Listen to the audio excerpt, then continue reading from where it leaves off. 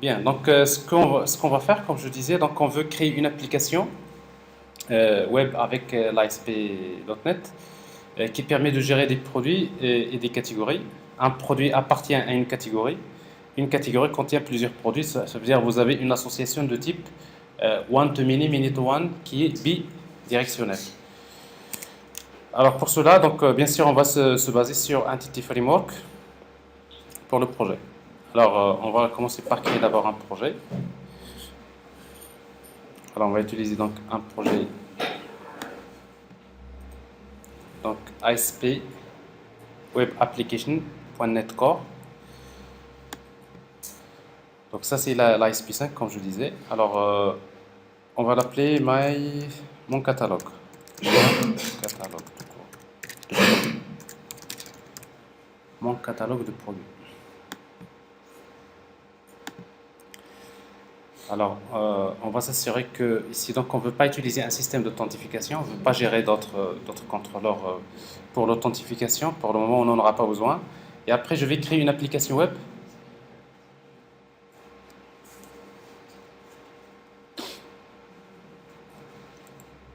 Alors, la première des choses que je vais créer, c'est que je vais créer d'abord les entités. Alors, pour créer les entités, donc, je vais d'abord créer un dossier. Oui, pour séparer les couches, tout à fait. Donc, pour moi, c'est le modèle, ou tout simplement, pour moi, c'est la couche service, c'est la couche métier.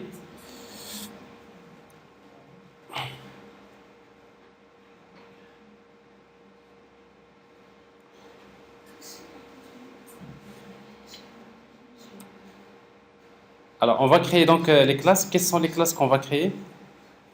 Donc, nous aurons besoin de la classe produit et catégorie.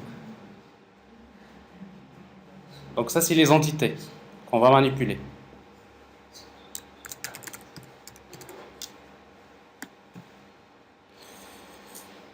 Bon, donc un produit, une catégorie est définie par ses propriétés.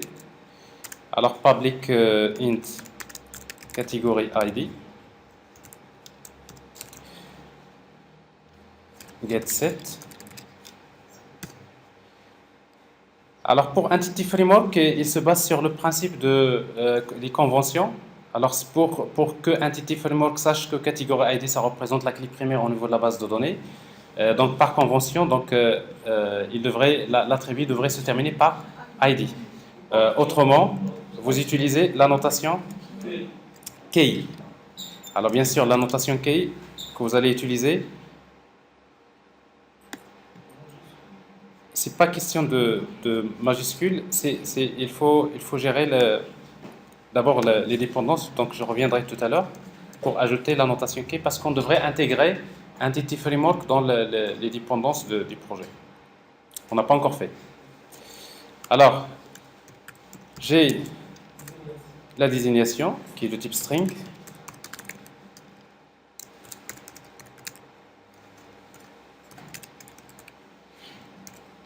Get set. Et après, une catégorie contient plusieurs produits. Donc, pour déclarer donc, on a besoin de déclarer une collection de produits. Donc, on va utiliser eCollection. Produit. Produit. Get set.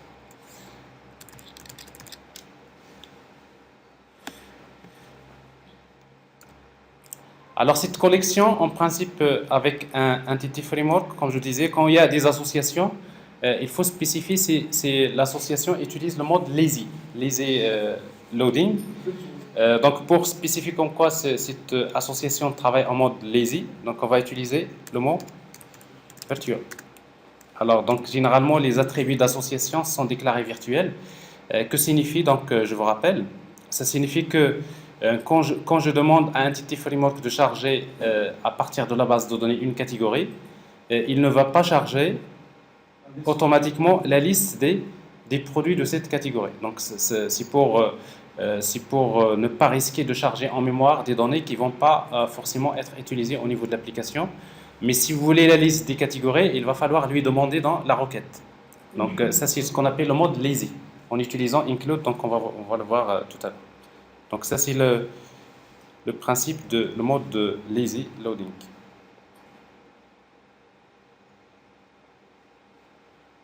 Donc ce qu'il faut noter, donc vous avez deux choses, c'est que pour utiliser le mode lazy, donc vous utilisez le mot-clé virtual.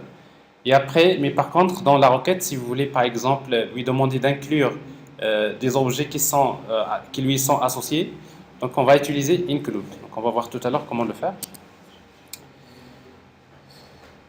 Alors ça c'est la catégorie. Alors pour le produit, donc la même chose, donc un produit est défini par son identifiant. On va l'appeler produit ID. Get7 par la désignation.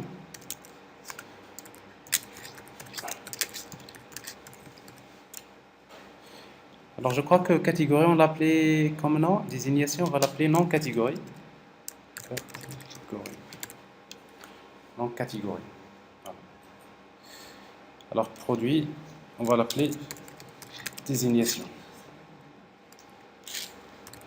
Get7. Le prix. Alors pour le prix on va le déclarer du type table.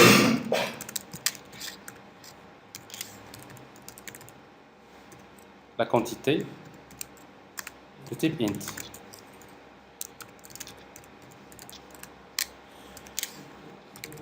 Get7 prix. Alors si vous respectez les conventions de C#, vous utilisez des majuscules, c'est pas obligatoire, mais c'est toujours bien. Et après, en principe maintenant, un produit appartient à une catégorie. Alors pour cela, pour traduire ça, donc vous allez déclarer donc deux propriétés. Il y a une propriété de clé, donc qui représente la clé étrangère.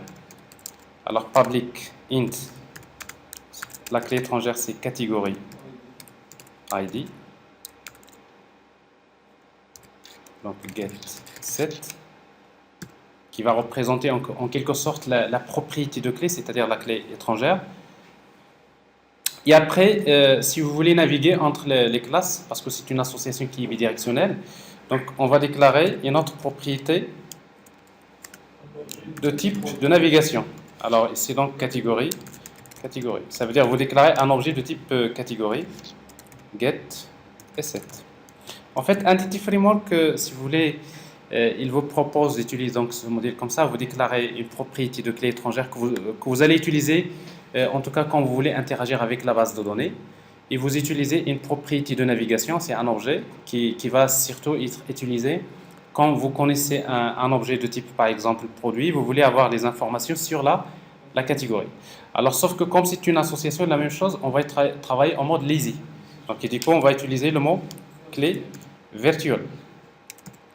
Donc ça va être utile uniquement pour charger des données à partir de la base en cas de besoin. C'est bon? Clair? Alors maintenant, nous avons donc les entités. Alors on aura besoin maintenant de Entity Framework. Alors par défaut, Entity Framework, il ne fait pas partie des références. On va l'ajouter. Alors pour l'ajouter, donc on aura besoin de changer le fichier project.json. Alors si vous voulez, donc dans les dépendances, vous avez déjà un tas de dépendances qui sont dans ce projet-là. Alors vous pouvez les chercher facilement. Donc vous utilisez. Donc on aura besoin de Microsoft Entity Framework.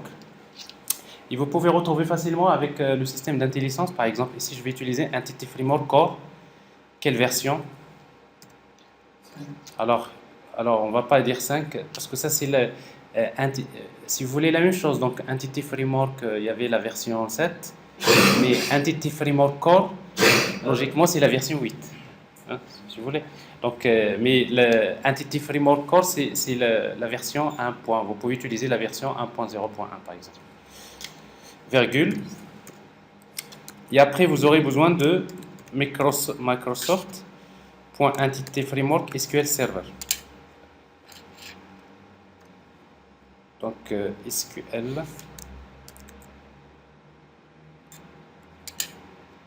Alors Entity Framework. .SQL. SQL Server. Voilà. Ça suffit. Alors quelle version? La même chose ici, je vous propose les versions qui sont disponibles. Donc on va utiliser la version 1.0.1. Alors en fait, ça c'est les deux dépendances que vous avez besoin d'inclure. Alors en principe, quand vous enregistrez, vous allez remarquer qu'il est en train de restaurer les packages. Ça veut dire qu'il va chercher d'abord si ces dépendances existent dans votre machine. Alors il va les inclure aux références. S'ils n'existent pas, vous aurez besoin d'une connexion Internet. Et il va se connecter pour télécharger ces dépendances et les inclure dans votre application. Alors dans mon cas ici, a priori donc tout se passe bien, il n'y a pas de problème. Mais ici, souvent, si la dépendance n'est pas satisfaite, il va être souligné en rouge. Donc ça c'est ce que vous allez remarquer par la suite. Alors, une fois qu'on crée donc, on a donc Entity Framework qui est inclus. Maintenant, ce qu'on va faire, c'est que nous allons créer le contexte de persistance de Entity Framework. Ça veut dire on va créer la classe MyDB context. Alors, c'est ce que je vais faire. Donc, je vais créer une classe. Non, il faut d'abord créer la MyDB context. Ça, c'est la première des choses qu'on va faire. Alors on va créer une classe que je vais appeler MyDBContext. DBContext. Vous pouvez l'appeler catalogue DBContext. Catalogue DBContext.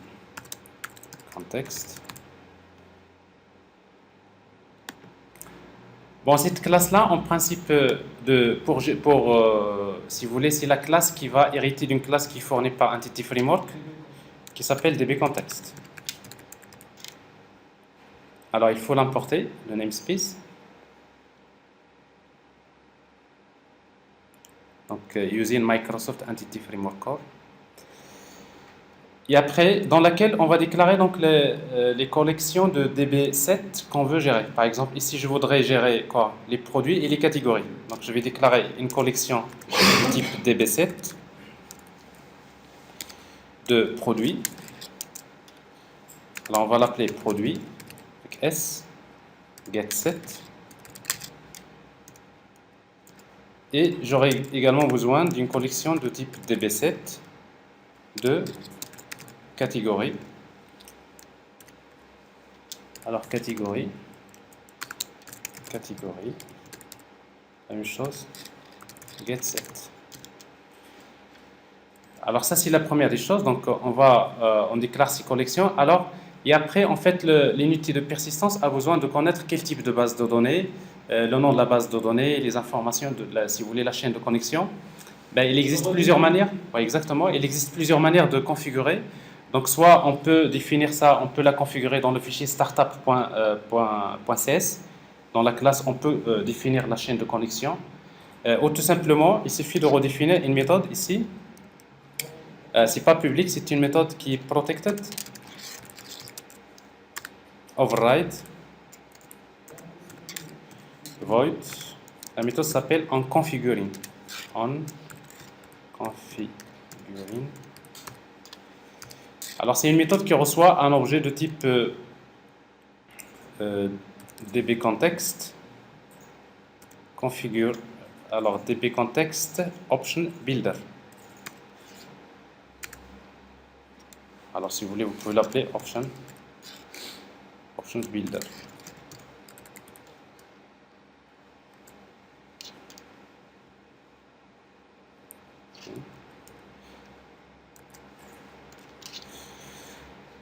Alors en fait cette méthode-là, c'est une méthode qui est généralement appelée, parce que c'est une méthode que nous héritons de la classe dbContext, c'est une méthode qui est appelée juste après instantiation de dbContext. Donc après instantiation de dbContext, cette méthode elle est appelée. Et si vous voulez faire la configuration, elle est faite pour configurer l'unité de persistance ou bien dbContext. Alors dans ce cas-là, on va utiliser quoi? On va utiliser options builder. Donc c'est-à-dire le paramètre ici, et on va utiliser use SQL Server. Ça veut dire que nous allons lui demander d'utiliser une chaîne de connexion de type SQL Server, donc le type de base de données. Et pour SQL Server, vous spécifiez des informations. D'abord serveur égal. Alors quel type le serveur il se trouve où? Donc ça doit être .anti/SQL Express. Donc ça j'utilise une version de SQL Server Express, point virgule, DB database, égale. Alors ici donc le nom de la base de données. On va l'appeler par exemple ma catalogue DB, 4DB. Alors j'ai plein de bases de données comme ça, donc 4DB 8. Donc juste, il faut s'en rappeler. Donc database ici le nom de la base de données, point virgule. Alors et après, si vous voulez que la connexion crée une connexion non sécurisée par un username et un password, donc vous utilisez alors trusted connection. Donc juste pour voir si c'est pas trompé. Donc il y a database et après trusted connection égale à alors trusted underscore connection égale. Alors en principe ces informations sont suffisantes pour spécifier les informations plutôt sur la connexion.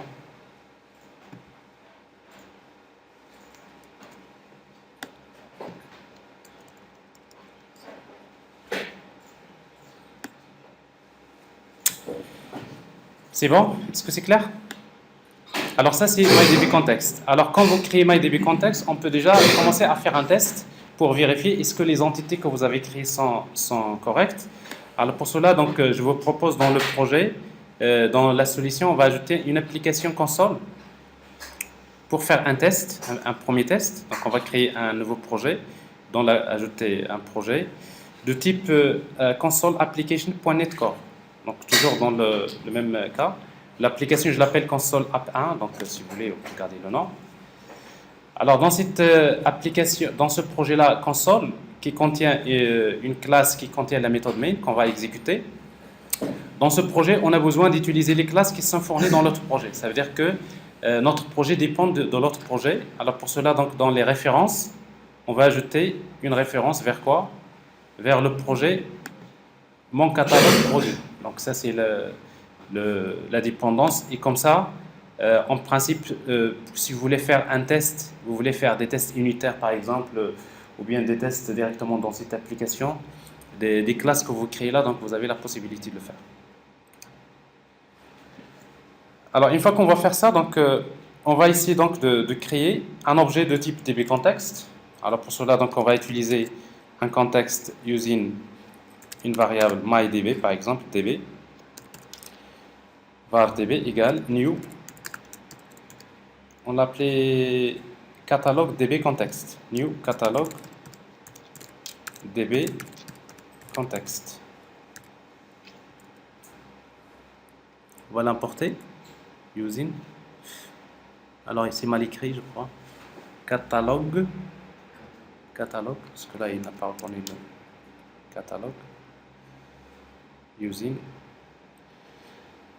Alors en fait, quand vous utilisez using, ça veut dire que, en principe, dans ce bloc-là, ça veut dire il va vous créer l'objet, mais dès que vous terminez, donc il ferme l'objet dbContext. Donc c'est une manière d'utiliser un objet dans un contexte, c'est-à-dire dans le contexte que vous allez définir à ce niveau-là.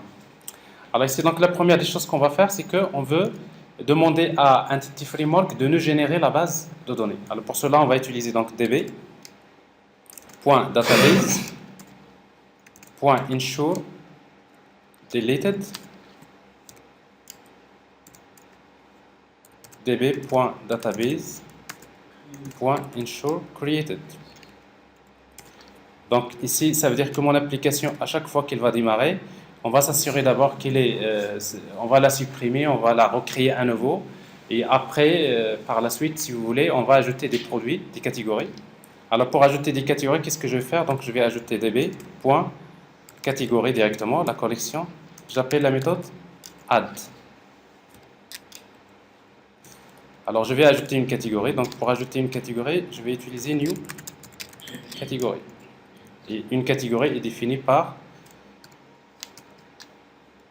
pour le moment, la désignation. Pas la désignation, c'est le nom. Catégorie. Par exemple, je vais créer une catégorie qui s'appelle ordinateur.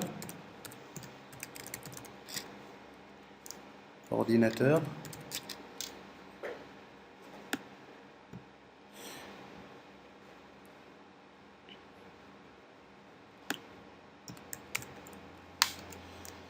je crée une catégorie qui s'appelle smartphone.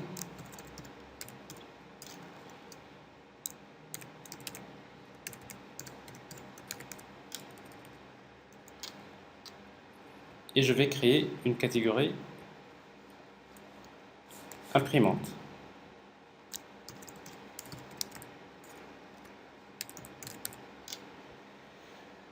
Alors ça, c'est en principe, je crée 3 catégories. Alors si vous voulez, on peut déjà vérifier si tout marche bien. Alors forcément, ça ne va pas marcher. En fait, au niveau de l'insertion, ça ne devrait pas marcher. Pourquoi? Parce que quand vous enregistrez, il faut appeler la méthode de save changes. N'est-ce pas? Alors déjà, c'est pas bon. Pourquoi? Parce qu'en fait, quand je démarre, alors je vais arrêter l'application. C'est pas cette application qui va être exécutée déjà, n'est-ce pas? Alors, dans notre solution, nous avons 2 projets. Il y a un projet web, il y a un projet console. Donc, je voudrais que si le projet console, qu'il soit le projet de démarrage. Okay. Alors, juste pour ne pas avoir l'erreur de tout à l'heure, donc je vais utiliser db.save changes. Donc, je vais enregistrer les modifications.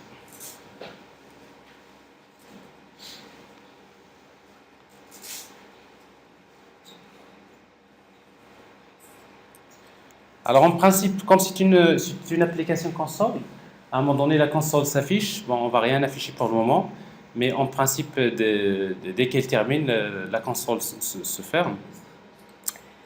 Mais par contre, s'il y a une exception, s'il y a quelque chose qui cloche, généralement vous allez avoir des exceptions. Alors c'est pas le cas ici, donc ça signifie qu'en principe c'est bien passé. Alors pour voir est-ce que la base de données est générée, vous pouvez voir ça dans la fenêtre explorateur du serveur. Alors dans l'explorateur du serveur, vous avez une connexion vers base de données, new, ajouter une connexion. Le serveur c'est ./SQL Express. Donc ça c'est le nom du serveur, SQL Server, que j'ai en local. Alors ma base de données s'appelle 4db8, n'est-ce pas? Elle est là.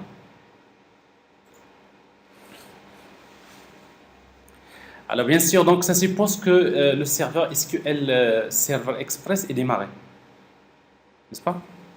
Alors on va regarder donc la base de données. Elle est là. On voit clairement qu'il y a 2 tables qui sont créées. Il y a la table catégorie et la table produit. Alors catégorie ID, le nom de la catégorie. Produit ID.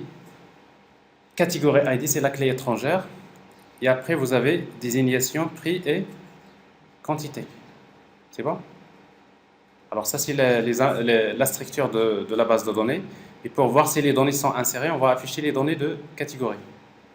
Alors on voit que vous avez ordinateur, smartphone et imprimante. Alors ça, c'est en fait les données qui sont insérées. Bon, si juste vous regardez dans les services,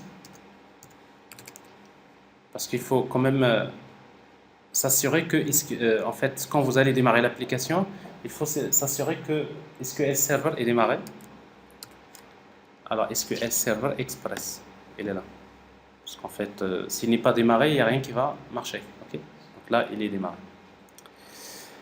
Alors ça, c'est maintenant, j'ai inséré quelques catégories. Je vais insérer des produits appartenant à ces catégories. Mais si vous voulez, je vais quand même revenir maintenant. Je vais supprimer ces tables. À nouveau. Bon, je peux supprimer une table. Bon, à vrai dire, je n'ai pas besoin de le supprimer manuellement. Parce que quand je redémarre l'application, il va les supprimer et les recréer. Donc, en principe, avec ensure deleted, ensure created, il supprime et il recrée. Alors, je vais juste faire des modifications au niveau de la structure pour utiliser quelques annotations.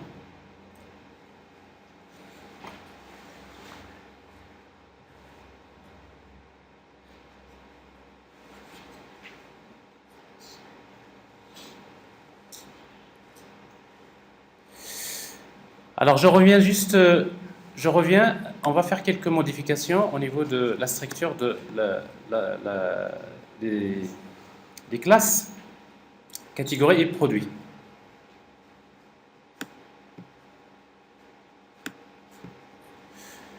Alors, pour les catégories,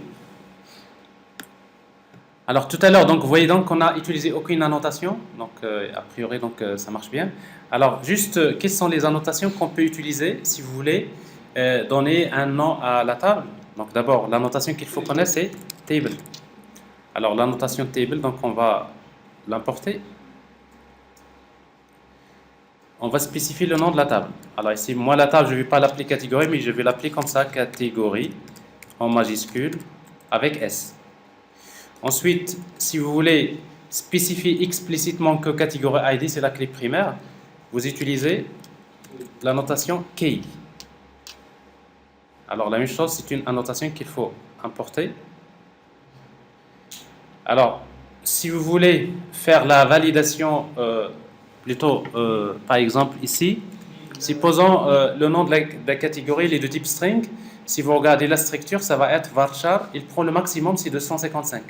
Alors, si vous voulez spécifier la taille, on va utiliser une annotation qui s'appelle string length. Par exemple, ici, je vais utiliser le nom de la catégorie, c'est 30 caractères. Bon, ça, c'est quelques annotations que vous pouvez utiliser. Alors, c'est pareil dans la classe produit. Donc, on va utiliser l'annotation table. Alors, le nom de la table, c'est produit.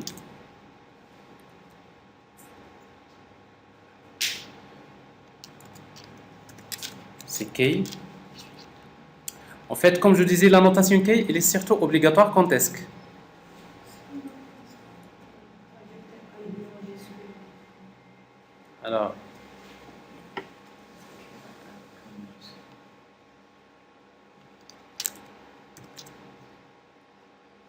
alors quand est-ce qu'il est obligatoire?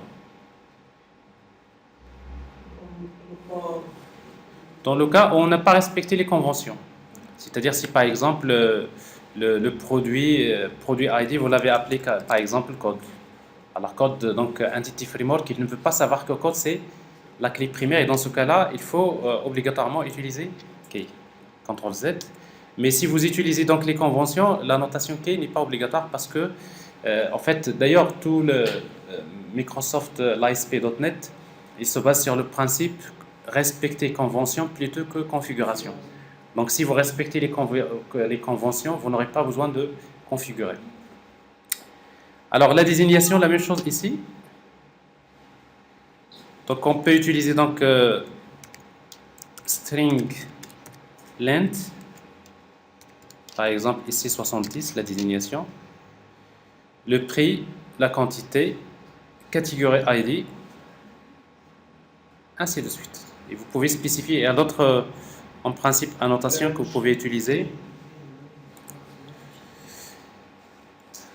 Alors par exemple, vous pouvez, si vous travaillez dans si vous voulez catégorie de type catégorie, vous pouvez utiliser la notation foreign key, c'est-à-dire c'est la clé étrangère, et dans ce cas-là, vous spécifiez le nom de la clé étrangère. Mais tout ça, c'est comme je disais, donc c'est du moment que vous respectez les conventions, en principe, il n'y aura pas de problème. Alors je vais réexécuter. Si on fait pas foreign key. Alors le fait que vous avez déclaré ici catégorie ID, Parce que les deux se terminent avec ID, produit ID et catégorie. alors ici catégorie, vous avez raison. Alors ici donc produit dans le cas, alors si vous spécifiez donc catégorie ID, en principe, il utilise toujours les conventions parce que le premier attribut qu'il va retrouver pour lui c'est la clé primaire. Sinon vous avez également il y a le moyen aussi de dire voilà donc catégorie ID il vient juste après un attribut qui est virtuel, donc il utilise toujours un système de convention. Mais c'est vrai que si vous avez plusieurs attributs qui possèdent plutôt le ID, donc ça devrait poser problème. Voilà, ça ne pose pas de problème parce qu'il va utiliser le premier. Mais ça peut poser une confusion. Mais sinon, vous utilisez donc foreign key si vous voulez. Bon, ici donc je ne vais pas l'utiliser. Je vais passer à la suite. Exécuter.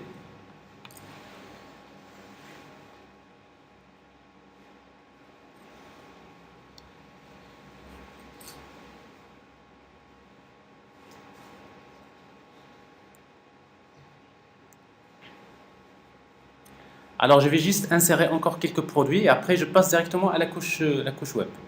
C'est-à-dire que la partie service, l'interface, l'implémentation, si vous voulez, je vais la sauter. Du coup, donc, je vais gérer directement les produits à partir du contrôleur. Et du coup, donc, parce qu'on aura besoin un petit peu de... Et à la fin, si vous voulez, donc, quand on aurait terminé, c'est le temps le permet, on va essayer de dire, voilà, on va créer la couche service avant de... Plutôt, on va créer des interfaces et des implémentations avant de passer à la couche web. Alors, on va juste actualiser. Alors, donc, les tables, elles sont là. Donc, vous voyez bien, il a bien respecté ce que nous avons spécifié. Alors, quand vous regardez, par exemple, le produit, afficher les données de la table, ouvrir la définition de la table. Alors, regardez la définition. Donc, vous avez ici int, catégorie ID, désignation. Vous voyez, donc, c'est varchar 70. Donc, c'est-à-dire que les annotations que vous spécifiez là, elles sont utiles pour bien fixer ce que vous voulez faire à ce niveau-là. Alors, je vais juste ajouter quelques produits dans l'application. Alors, pour le moment, nous avons toujours les catégories insérées. Afficher les données de la table. Voilà.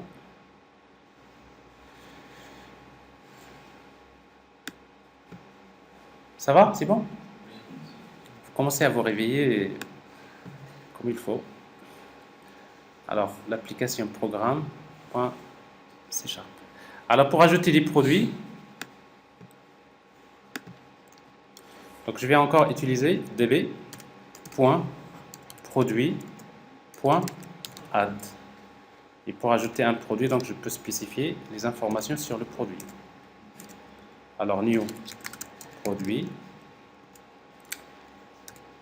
Et le produit, je le définis par la désignation égale, par exemple,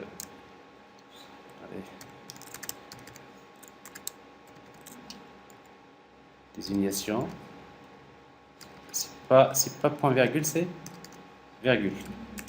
Le prix égale 7800.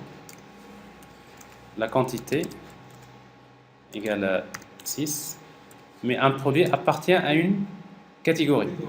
Donc je vais utiliser catégorie ID ici directement. Catégorie ID égale, par exemple, la catégorie numéro 1. Pour moi, c'est la première catégorie, c'est-à-dire les ordinateurs. New produit, donc je vais utiliser ici donc Samsung par exemple, Galaxy S6. Alors le prix 5000, la quantité 12. Quelle catégorie? Alors pour moi les smartphones c'est la catégorie numéro 2. Et je vais ajouter un troisième produit. Toujours pour la catégorie 1.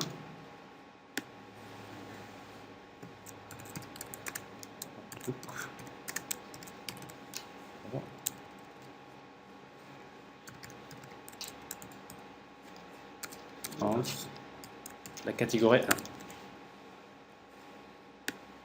Et une imprimante.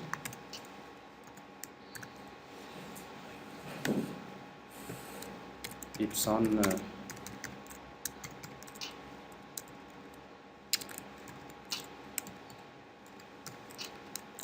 catégorie 3, imprimante. Voilà. Alors bien sûr, save debit changes. Alors ça c'est juste insérer les données et après je vais passer directement à la couche web pour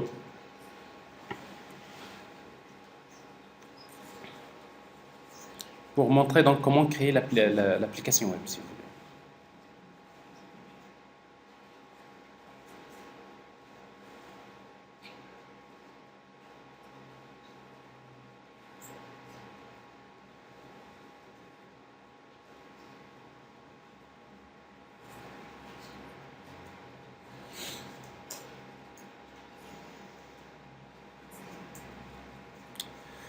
Bon, on va regarder la table catégorie, afficher la table produit surtout, afficher les données. Alors on voit bien que tout marche bien, donc je vois que ici il y a des produits appartenant à des catégories. C'est bon? Alors ça c'est la première partie. Alors si vous voulez, je vais supprimer ça maintenant. Cette partie-là, je vais la mettre en commentaire. Ensure deleted created, ça veut dire qu'il ne va pas à chaque fois supprimer la base de données. Et en même temps, je suppose que les catégories, on ne va plus ajouter les catégories. Donc je vais ajouter que ces catégories-là.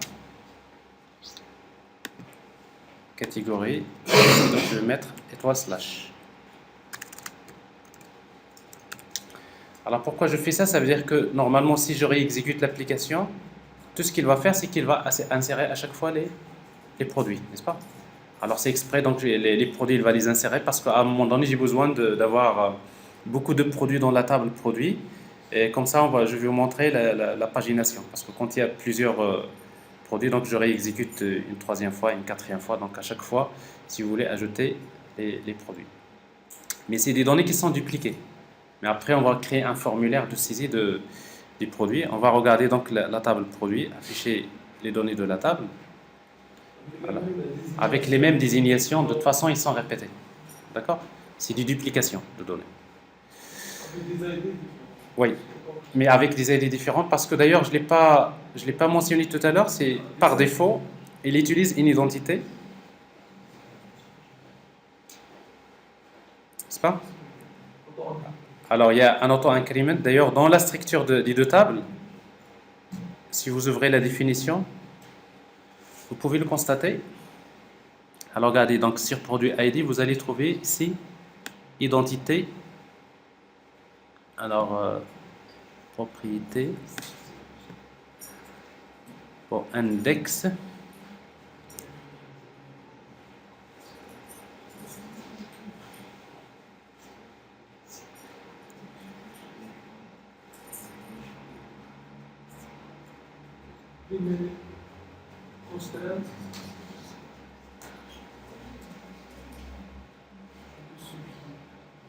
Alors, en principe, identité. Oui, voilà. Alors, identité. Alors, en principe, c'est bien sûr, si vous utilisez une version de SQL Server, vous avez la console d'administration, vous pouvez l'utiliser au lieu d'utiliser l'outil qui est fourni par Visual Studio.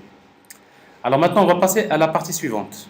C'est quoi la partie suivante? Je suppose que fermer tous les documents. Alors, logiquement, si vous voulez structurer votre application, si vous voulez créer une application qui est bien structurée, ce que vous allez faire comme on a fait dans l'ancienne application. Ça veut dire qu'il faut d'abord créer l'interface produit-service, on déclare les méthodes, on crée une implémentation de cette interface, et dans cette implémentation, on va utiliser dbContext, et après, on va gérer donc les données au niveau de la base. Et vous faites la même chose, vous créez une interface pour les catégories services, vous créez une implémentation dans laquelle vous gérez les données de la base en passant par MyDBContext ou bien dbContext. C'est bon? Alors maintenant, ce que je vais faire, je vais sauter cette partie-là, mais je vais directement créer un contrôleur. Et c'est dans le contrôleur que je vais directement utiliser MyDBContext. Alors, il y en a beaucoup qui font ça, mais vous pouvez utiliser les deux scénarios. Alors, c'est ce que je vais faire. Alors, je vais d'abord créer un contrôleur. Alors, un contrôleur. Donc, je vous rappelle que les contrôleurs sont créés dans le dossier controllers. Alors, new controller.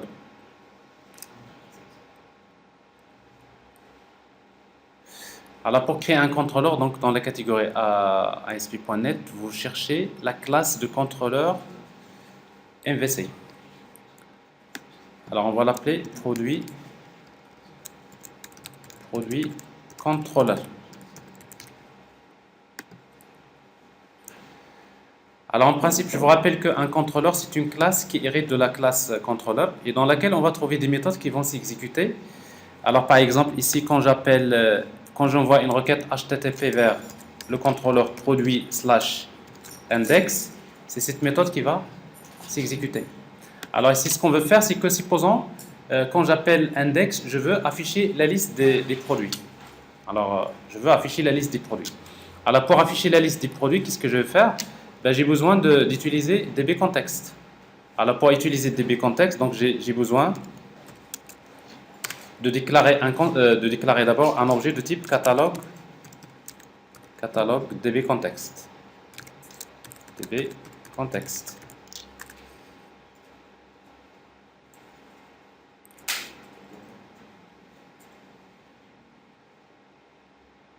Alors, catalogue dbContext, donc c'est bien ça, dbContext, getSet. Alors, vous pouvez l'instancier. Vous pouvez utiliser égal new catalogue dbContext, n'est-ce pas? Alors, vous pouvez le faire. Vous l'instanciez, vous l'utilisez. Dans ce cas-là, vous utilisez donc une instantiation. Mais en fait, il existe un moyen plus simple, donc comme on a vu hier, c'est dans le fichier startup.setup, je vais demander à Microsoft Dependency Injection dans la méthode service, plutôt dans la méthode configure service, d'ajouter dbContext. Alors pour ajouter donc dbContext au contexte de l'application, il suffit d'utiliser service.add dbContext. Et qu'est-ce que vous lui donnez comme c'est une méthode qui est générique, donc vous lui donnez quoi? C'est votre classe, comment il s'appelle? C'est pas mon catalogue, c'est catalogue dbContext. Catalogue dbContext.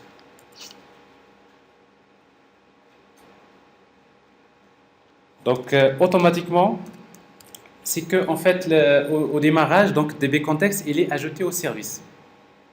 Et du coup, donc, vous pouvez l'utiliser dans votre contrôleur.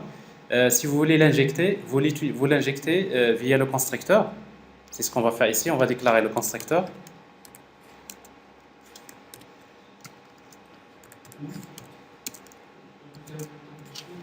Alors, le constructeur, qu'est-ce qu'on va lui donner comme paramètre? Catalogue dbContext, db. Ici, qu'est-ce que vous allez faire? C'est 10.dbContext égale db. Alors, automatiquement, à chaque fois que MVC Handler va instancier produit contrôleur, il va injecter plutôt catalogue dbContext. Pourquoi? Parce qu'il est déclaré en tant que service. N'est-ce pas? L'autre possibilité, c'est d'utiliser l'annotation from service. N'est-ce pas? Alors, l'annotation, je vous rappelle que l'annotation from service, vous pouvez l'utiliser dans la méthode elle-même. Par exemple, dans la méthode index, vous pouvez déclarer un objet de type catalogue dbContext db. Il suffit de lui demander de l'injecter via l'annotation, le label from service. Alors que signifie ça? Ça signifie que quand la méthode index va être appelée, il va injecter un objet de type catalogue. Où est-ce qu'il va le trouver? Il va le trouver parmi les services. Donc vous avez deux moyens de le faire. Soit vous le faites injection via constructeur, ou bien vous le faites via l'annotation. Alors ici, donc, on va supprimer ça. Parce que sinon, avec l'annotation, ça veut dire que dans les méthodes, à chaque fois, vous allez injecter l'objet. Mais ici, donc, on n'a pas besoin. Donc, je le fais via le constructeur. C'est clair? Alors maintenant, une fois que j'ai produit, qu'est-ce que je vais faire? Donc, je vais récupérer tous les produits. Donc, je vais déclarer un objet de type enumerable de produit. Alors, produit.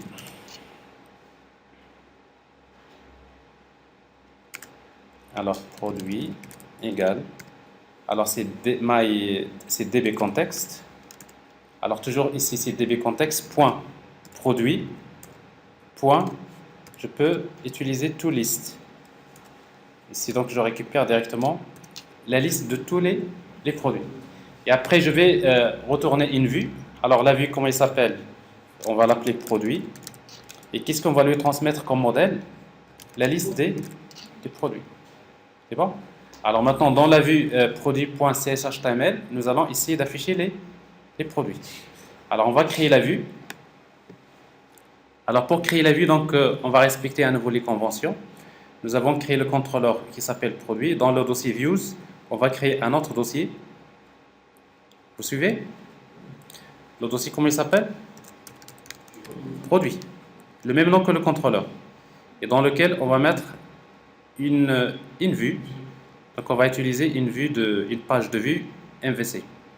Alors on va l'appeler produit.cshtml. Alors produit.cshtml. Alors ici dans cette page-là, qu'est-ce qu'on va faire? On va juste déclarer d'abord le type du modèle.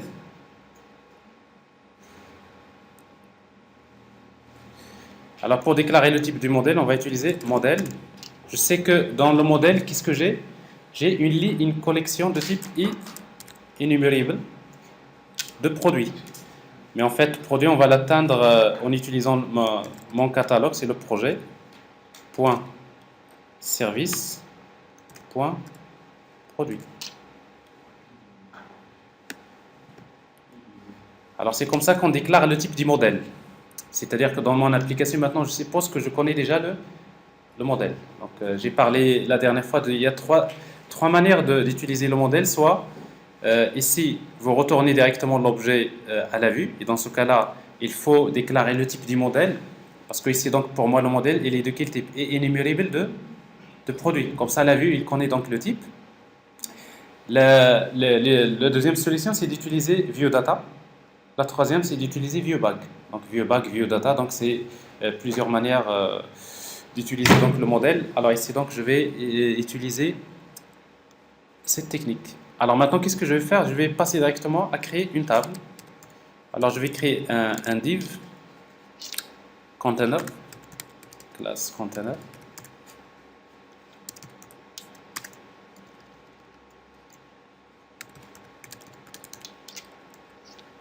Je vais créer un table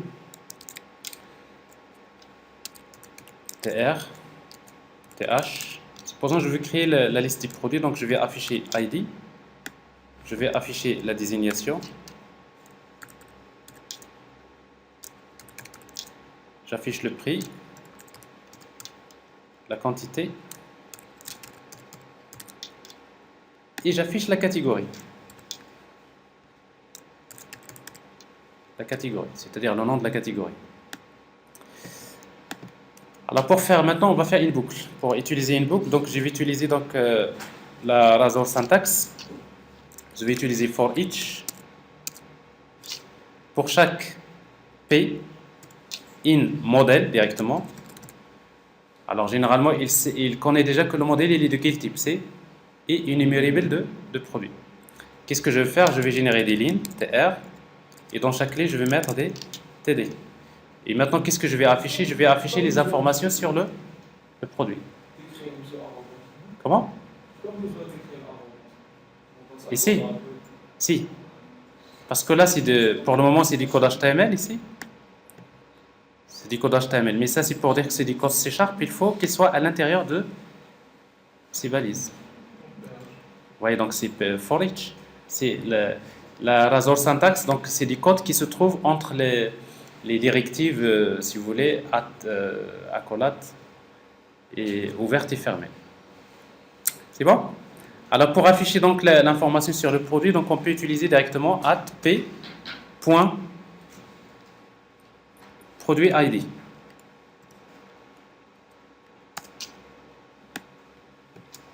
Vous suivez? Je récapitule en quelque sorte ce qu'on a fait hier. Alors j'affiche la désignation, le prix, la quantité.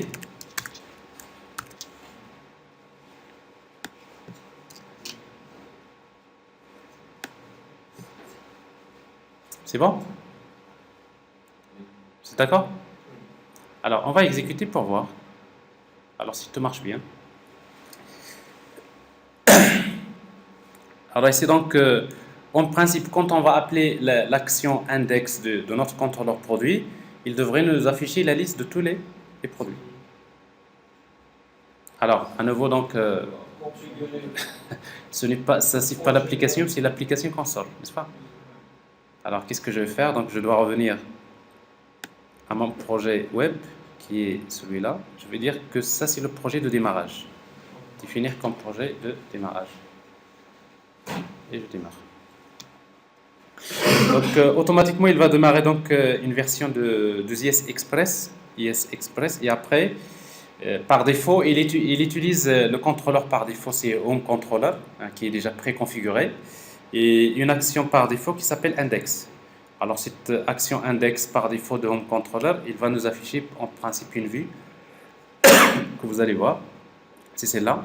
Mais moi, ce qui m'intéresse maintenant, je veux appeler le contrôleur produit. Quelle action? C'est Index. Je veux appeler l'action Index du contrôleur produit. Alors, si tout marche bien, vous voyez ici, donc je vois déjà la liste des produits. Alors, je vais utiliser à nouveau donc, Bootstrap pour arranger le design.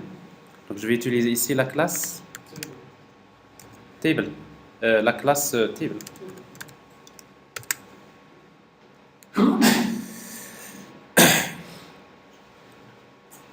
Actualiser. Alors, ça, c'est la liste des données. Alors maintenant, je vais arranger ça. Il se trouve, il y a beaucoup de données. Alors c'est pour cela qu'en principe, on devrait afficher page par page. Il faut faire la pagination. Alors comment faire cette pagination? Mais avant ça, je vais d'abord créer une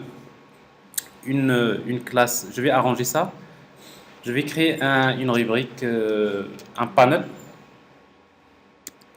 div. Alors pour créer un panneau avec Bootstrap, vous utilisez un div dans lequel vous avez deux divs. Div. Alors, le premier div, on va utiliser une classe qui s'appelle panel. Alors, panel primary. Ça, c'est pour un style bleu. Et après, le premier div, ça représente l'entête. Donc, on va utiliser une classe qui s'appelle panel heading. Alors ici, donc, je vais l'appeler recherche, liste des produits. Ça, c'est le titre, liste des produits. Et l'autre div, il utilise une classe qui s'appelle panel body. Alors, j'ai perdu l'intelligence, mais en principe, on devrait retrouver rapidement les classes Bootstrap. Alors, et ce tableau que j'ai créé ici, CTRL X, je vais le mettre à l'intérieur de panel body. Alors, qu'est-ce que je change? Je change rien presque. Regardez. Je vais avoir juste ça. Il y a un panel, vous le voyez. Donc, ça, c'est panel heading. Et ça, c'est panel body. Alors, je vais créer un petit espace. Je vais faire un petit décalage d'un espace. Alors, je vais fermer à nouveau les fichiers.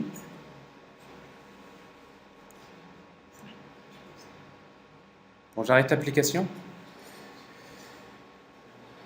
Alors, donc, je vais utiliser une classe container. Alors, donc, si vous voulez créer un petit espace, vous pouvez bien... Qu'est-ce qu'on va faire? On va créer une classe qui s'appelle Spacer. Alors, en fait, la classe Spacer n'existe pas. Je vais la créer. Alors, si vous voulez ajouter une classe CSS, où est-ce qu'on va la créer? C'est dans le fichier. Voilà. Donc, root, 3W root, CSS, site.css. Ici, on va ajouter notre classe .spacer. Et on va dire margin top égale 40 pixels.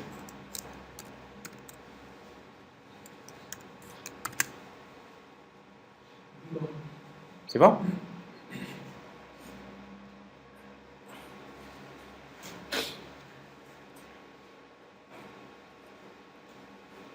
Alors maintenant, je voudrais que ma page, mon contrôleur, la page que j'ai créée, cette page-là, soit la page par défaut qui va s'afficher.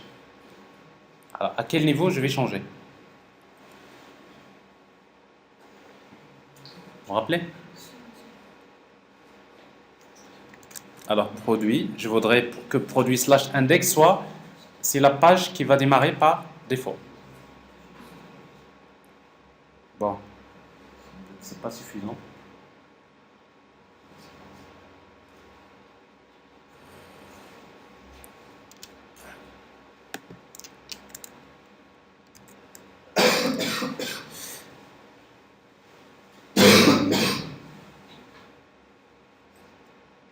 Non, il y a un petit problème. Souci. Alors, si vous voulez que ce soit la page de démarrage par défaut, qu'est-ce qu'on va faire? On va vers le fichier startup. Alors, startup.css. Et dans ce fichier-là, vous allez trouver dans la configuration, dans la méthode configure, vous allez trouver donc la configuration des routes. Et déjà, vous trouverez la route par défaut. Ici, donc, on va la changer. Ce n'est pas home, c'est produit. Le contrôleur, c'est produit. Et l'action, c'est index. Voilà, premièrement. Et deuxièmement, on veut changer la barre de menu. Alors, si vous voulez la changer, donc vous allez vers quel fichier? C'est layout. Alors, layout, il se trouve dans le dossier shared. Alors, le layout.html, la page layout, elle est là. Ici, donc, je vais chercher donc ma petite barre de menu qui est créée, elle est là. Et je vais la changer. Pour le moment, je ne vais pas utiliser Home, je vais juste utiliser le menu Produit. Et dans ce cas-là, je vais changer ici. Donc, c'est ASP Controller, c'est quoi? Le lien, c'est Produit. Et ASP Action, c'est Index. Et les autres, je vais les supprimer. S'il te plaît. Voilà, enregistrer. Et démarrer.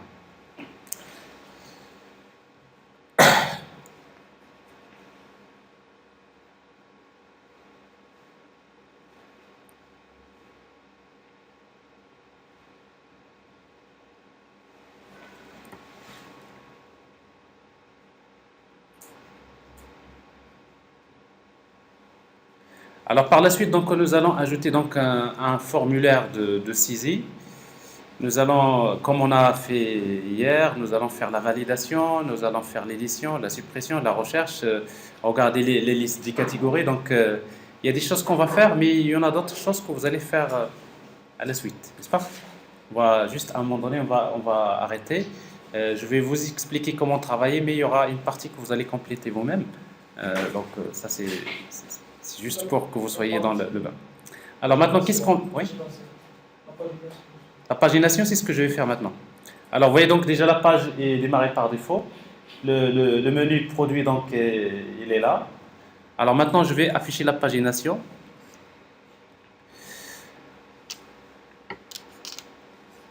Je reviens à produit CH HTML. Alors ici, donc, je vais utiliser paragraphe. Ça,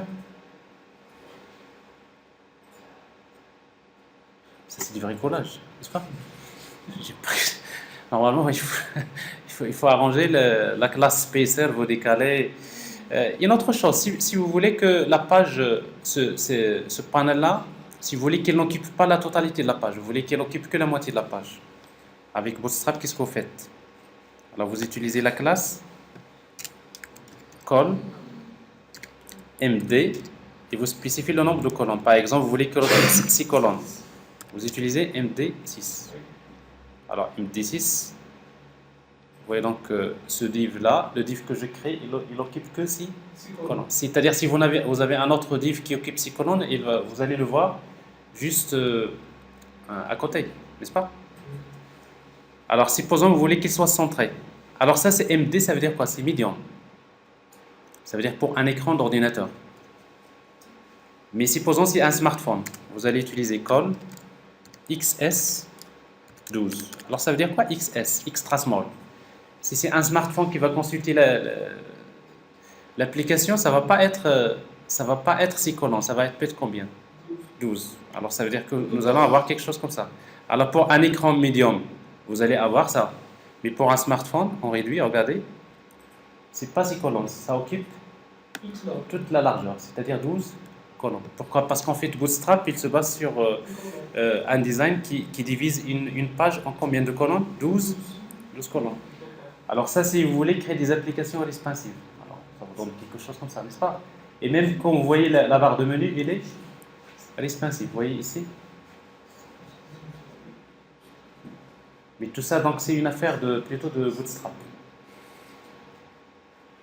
C'est bon? Si vous voulez centrer, vous voulez utiliser MD, au lieu de 6, vous voulez utiliser par exemple 10, mais vous voulez qu'il soit centré. Donc si vous voulez qu'il soit centré, dans ce cas-là, vous allez utiliser call MD offset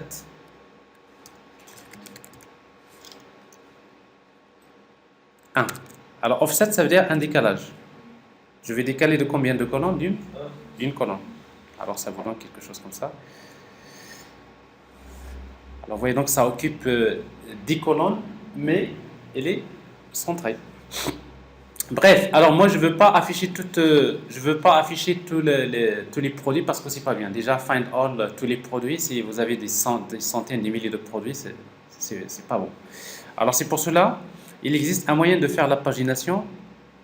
Alors on va l'utiliser. Alors dans notre contrôleur, voilà ce que je vais faire. Suivez, j'arrête. Alors qu'est-ce que je vais faire? Ici donc je vais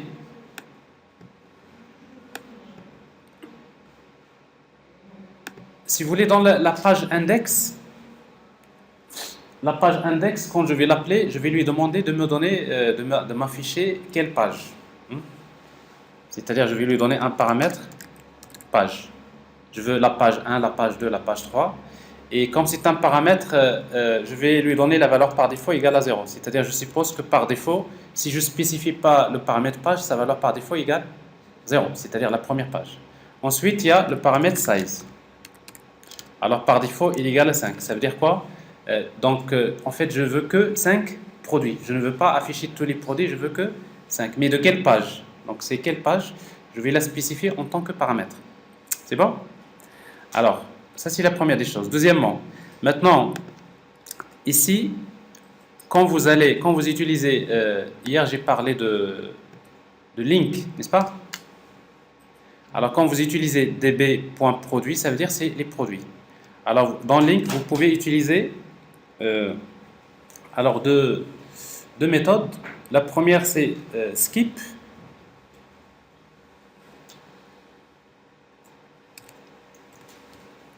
Alors, skip, ça veut dire quoi?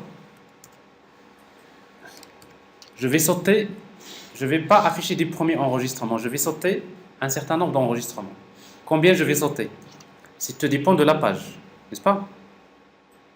Alors, si vous voulez, ici, la position, à quoi est égal? Égal, en principe, c'est la page multipliée par size. Alors, ça veut dire quoi? Si par exemple, la page égale à 1, je vais commencer à afficher à partir de quelle position? C'est 1 fois size, c'est-à-dire 5. Si la page égale à 2, je vais commencer à partir de 2 fois 5. Et du coup, donc ici, qu'est-ce que je vais faire? Je vais faire un skip position. Et après, point, take. Alors, take, ça veut dire il va prendre combien d'enregistrements? Size. Alors, vous voyez donc ici, donc c'est toujours link, n'est-ce pas? Point size, et après, je vais lui dire to list.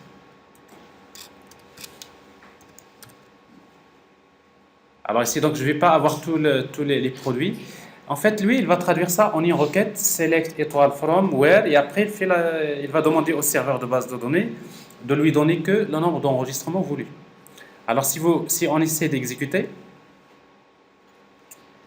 on va voir que cette fois-ci, donc, il devrait normalement nous afficher que combien de produits? 5, en principe, si tout marche bien. Toujours des surprises.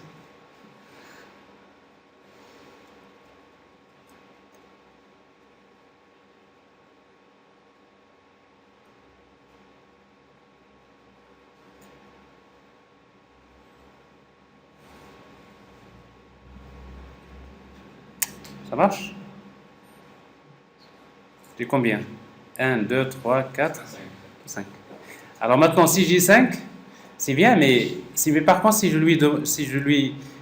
par exemple, maintenant j'ai besoin de créer des liens pour naviguer entre les différentes pages. Vous suivez?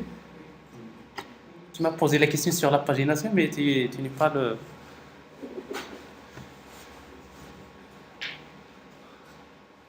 C'est bon? Vous êtes sûr? Alors, on va afficher maintenant les différentes pages.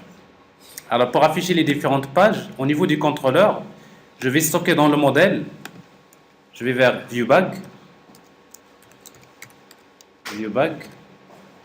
point. Je vais stocker un attribut qui est la page courante. Je vais l'appeler current page. C'est quoi current page? C'est la page. C'est la page qui est envoyée comme paramètre, n'est-ce pas? Mais également, j'ai besoin de connaître le nombre de pages. Alors, le nombre de pages. Int, si vous voulez, viewBag, point total pages, par exemple, total pages, égale à combien? Si vous voulez, le nombre de pages, c'est le nombre de produits divisé par size. Donc, c'est-à-dire, on va utiliser, donc, toujours c'est db context, db. Alors, db context, point produit, point count. Point produit, point to list. Alors, point. C'est bien ça? Alors, to list, point count.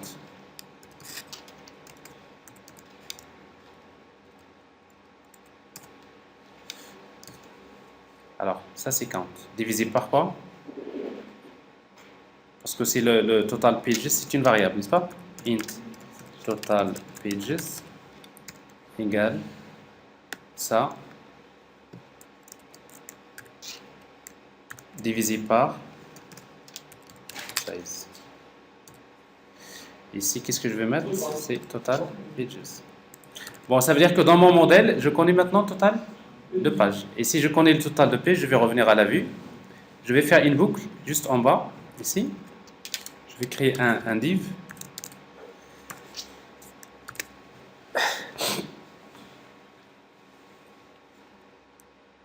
Alors, dans lequel je vais faire une boucle.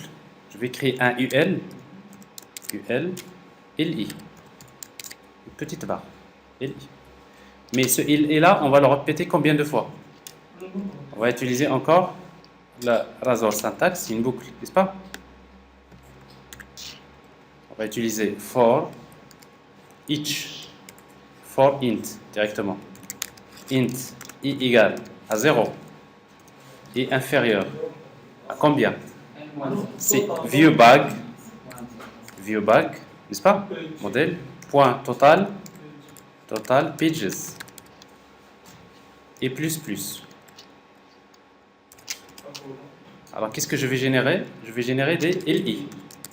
Et chaque LI, qu'est-ce que je vais afficher? Tout simplement la valeur de I. N'est-ce pas? Et en même temps, je voudrais que ce soit un lien hypertexte. Alors, en fait, pour que ce soit un lien hypertexte, donc je vais utiliser, si vous voulez, A, tout simplement, ou je vais utiliser A, I. Oui, on va utiliser. Justement, on va utiliser ASP Action dans le lien. Alors, ça, c'est un lien hypertexte. On va regarder ce qui va se passer.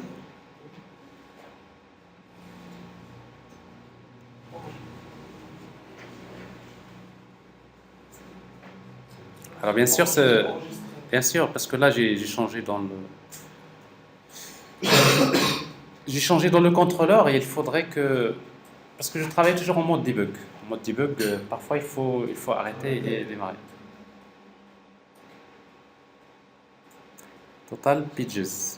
À moins si on a mal écrit total pages, ça veut dire que le principe de la boucle ne sera pas exécuté.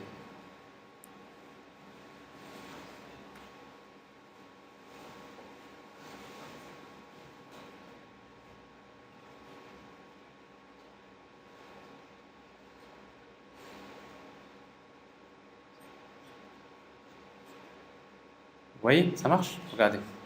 Vous avez 0, 1, 2. Ça veut dire il y a combien de pages? Normalement, il y a 3 pages. Mais maintenant, je ne veux pas l'afficher comme ça, je vais les afficher sur la ligne. Donc ça, c'est Bootstrap encore. Alors avec Bootstrap, qu'est-ce qu'on va faire? Dans UL, on va utiliser une classe qui s'appelle nav. Et pour que ça soit en ligne, on va utiliser une classe qui s'appelle navpills.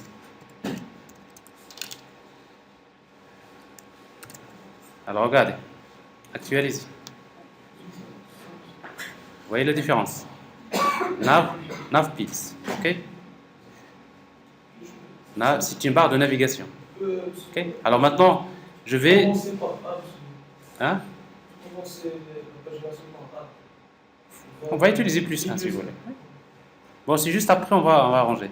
Alors ici, quand je clique sur le lien, qu'est-ce que je vais utiliser? ASP Action.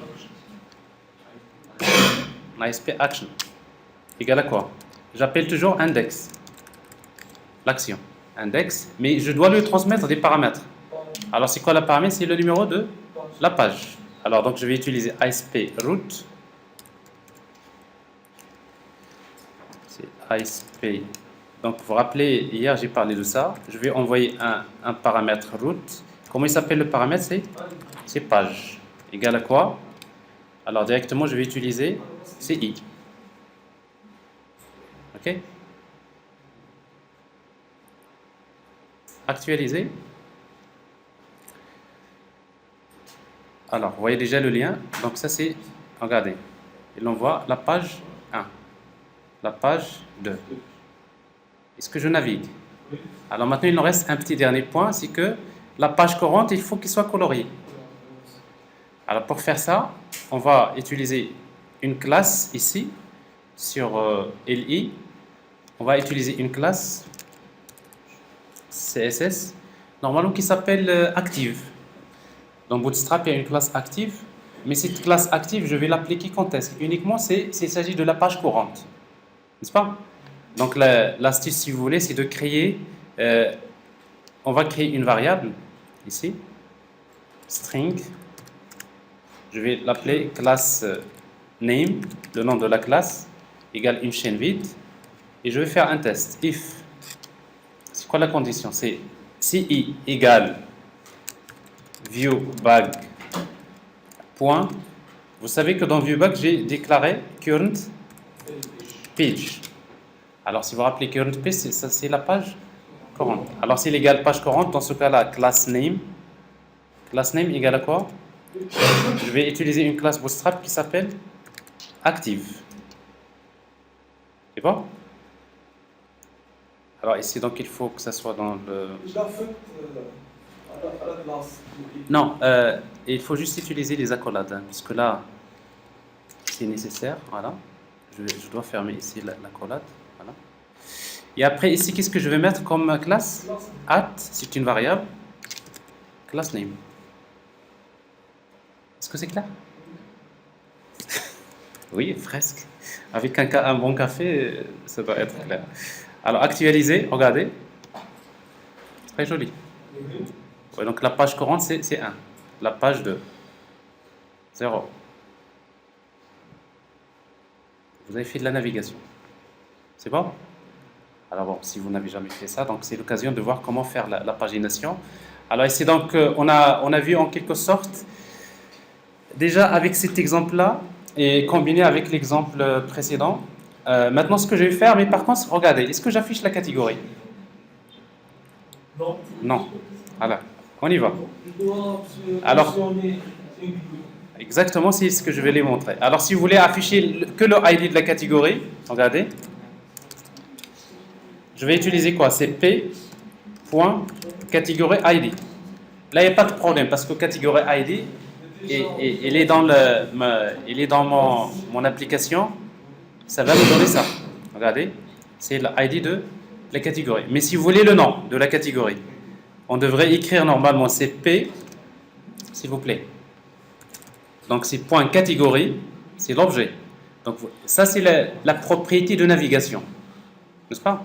La propriété de navigation c'est une catégorie. Mais qu'est-ce qui m'intéresse dans la catégorie? C'est le nom de la catégorie. Donc normalement à partir du produit, je suis en train de naviguer vers la catégorie. Mais est-ce que ça va marcher? Non, pourquoi? Parce que j'ai utilisé le mode lazy loading. Regardez, il y a une exception. Il vous dit que vous accédez à un objet qui est nul. Parce qu'en mode lazy loading, c'est que quand je charge le produit, je ne charge pas la catégorie. Si vous voulez charger la catégorie, il faut utiliser include dans la requête. À quel niveau? Alors, dans le contrôleur, on va utiliser ici notre requête. Maintenant, il devient ça. Vous voyez, dbcontext, point produit, point. Avant de faire .list, on va utiliser point include. Include. Alors, quand vous utilisez include, il faut importer le namespace. C'est Microsoft Entity Framework Core. Include quoi? C'est P, c'est une expression lambda, c'est P.catégorie. Ça veut dire que quand il veut sélectionner, je lui demande d'inclure la catégorie. Et à la fin, je fais point to list. Alors, vous voyez donc, si vous travaillez en mode leasing, si vous voulez chercher un objet à partir d'un autre objet, vous naviguez, vous avez un moyen de lui demander ça dans la requête link. Ok? Bien sûr, donc ici, donc, je vous rappelle, alors ici, donc, notre requête maintenant, il devient un peu compliqué. Point produit, point skip, point take, point include, point to list. Alors, c'est la syntaxe, la méthode syntaxe, c'est-à-dire le link. On aurait pu utiliser la query syntaxe avec from, where, de la même manière. Donc, j'ai parlé hier de deux manières de faire le link.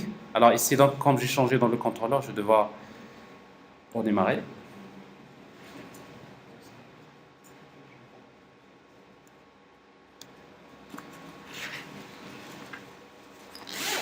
Et après, on va prendre une pause.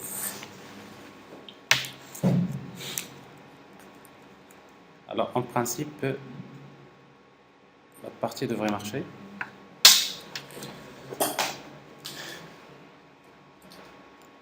On devrait avoir le nom de la catégorie sur la liste.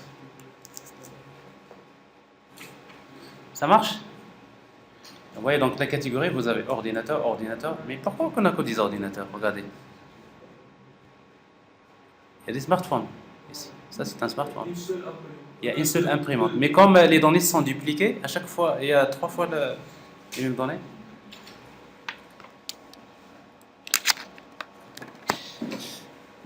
Bon, ça a l'air de marcher, d'accord? Alors, cette première démonstration, si vous voulez, on va l'arrêter à ce niveau-là. Et on va prendre la pause et après, on va revenir pour discuter sur la suite. Parce que logiquement, on va juste, le reste, si on va presque faire comme on a fait hier dans l'application, créer un formulaire, la validation, save, ajouter, éditer, supprimer. Mais là, on a quand même rajouté un certain nombre de choses. Alors, on va le faire juste après la pause. C'est prêt?